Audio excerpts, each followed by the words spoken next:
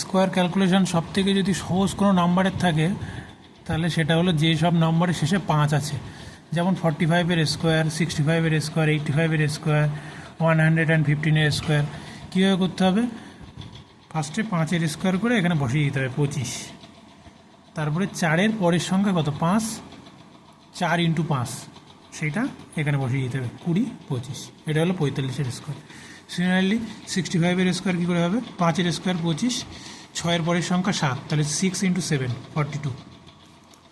Similarly 5-এর square 25, 8-এর পরবর্তী সংখ্যা 9, 8 9 72, 72 25।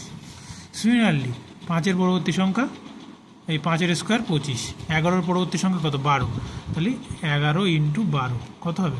132। এটাই যাবে 115-র হোল স্কোয়ার। Thank you.